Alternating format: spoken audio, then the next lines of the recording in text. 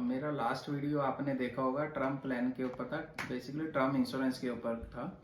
और उसमें मैंने आपको टर्म इंश्योरेंस क्यों कराना चाहिए उसके ऊपर मैंने आपको हाईलाइट किया था कि आप सब लोग टर्म इंश्योरेंस को देखिए, उसमें क्या क्या ज़रूरतें होती हैं हमारी, किस लिए ज़रूरी है, क्यों ज़रूरी है, क्यों कराना चाहिए, वो सब मैंने उसमें बताया था। ठीक है, तो आज मैं आपको बेसिकली उसके ऊपर डिटेल से बताना चाहता हूँ कि ये लाइबिलिटी को कैसे कवर करता है। एक्चुअली में वो मेरा ना पहला वीडियो था और उसमें मैंने सिर्फ 3 मिनट का वो बनाया था और उसमें मैं ज़्यादा कुछ नहीं बता पाया था आप लोगों को।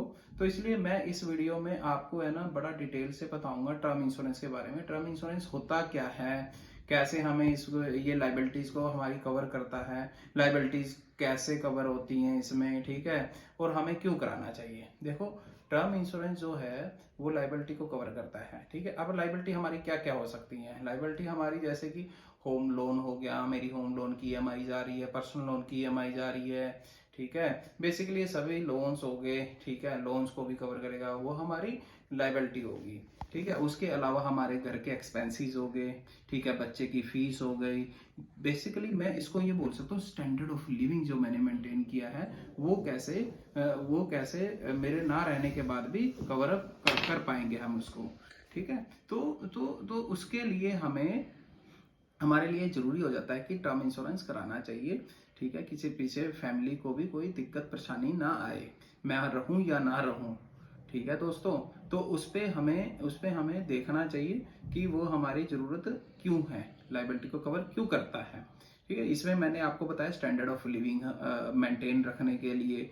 आज मैं सपोज करो एक एग्जांपल लेता हूँ, आज सपोज करो मैं नौकरी सैलरीड बंदा हूँ या बिजनेसमैन हूँ आज, और अर्निंग मेंबर भी मैं ही हूँ। आज यदि मैं जॉब करके या अपना बिजनेस से काम धंधा करके पैसे घर में ला रहा हूँ, स्टैंडर्ड ऑफ लिविंग मैंने बना रखा है, बच्चे मेरे अच्छे स्टैंडर्ड स्कूल में पढ़ते हैं, ठीक है, और दूसरा मेरा ईएमआई जा रहा है, मैंने घर बनाया उसके लिए मैंने लोन लिया। ठीक है, तो ये सारी चीजें है ना मेरे स्टैंडर्ड ऑफ लिविंग में आती हैं। ठीक है, मैंने गाड़ी भी ले रखी है, उसकी ईएमआई भी जाती है। तो यदि कल को भगवान ना करे कोई मिस हैपनिंग हो जाती है, ठीक है, अर्निंग मेंबर भी मैं ही हूँ, ठीक है, तो वहां पे मेरे को अपने दिमाग की बत्ती जलानी चाहिए, जगानी चाहिए। ठीक है, कि वहां पे मैं एक टर्म इंश्योरेंस कराऊं। सपोज करो मेरा स्टैंडर्ड ऑफ लिविंग के हिसाब से मेरा घर का एक्सपेंस है ना 50,000 रुपये पर मंथ है, तो मेरे को 6 लाख रुपए एनुअल तो चाहिए चाहिए कैसे भी करके। ठीक है, 6 लाख रुपए सालाना मेरे को एक्सपेंसेस के लिए चाहिए, जिसमें मेरी ईएमआई भी आ जाती है, बच्चों की स्कूल फीस भी आ जाती है। तो वहां पे मेरे को सोचना चाहिए कि मेरे मेरे ना रहने के बाद भी मेरी फैमिली का क्या होगा, क्या स्टैंडर्ड ऑफ लिविंग वही रह सकता है, रहेगा। क्योंकि मैंने यदि फ्यूचर के लिए कुछ करा रखा होगा, इसके लिए मेरे को कम से कम 1 करोड़ का एफडी कराना पड़ेगा। क्योंकि उसके ऊपर मैं देखूँ तो एक नॉर्मल भी 1 करोड़ की एफडी पे मेरे को जो सालाना ब्याज मिलेगा 6 लाख का मिलेगा, 6 लाख रुपए 6% के हिसाब से।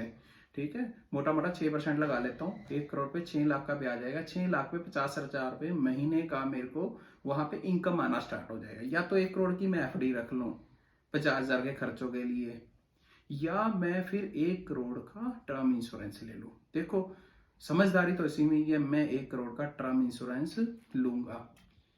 मैं 1 करोड़ रुपए की एफडी में क्यों रखूंगा पैसा फंसा के, यदि मेरे पास है भी तो मैं क्यों रखूंगा।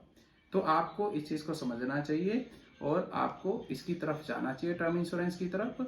मेरा सजेशन आपको यही है। बाकी बाकी आप समझदार हैं, आप अपनी इनकम के हिसाब से, अपने खर्चों के हिसाब से टर्म प्लान अप्लाई कर सकते हैं, टर्म इंश्योरेंस जो आपके लिए जरूरी है। Thank you so much. और आप मेरी वीडियो को लाइक और सब्सक्राइब और शेयर जरूर करना। Thank you so much, keep watching guys.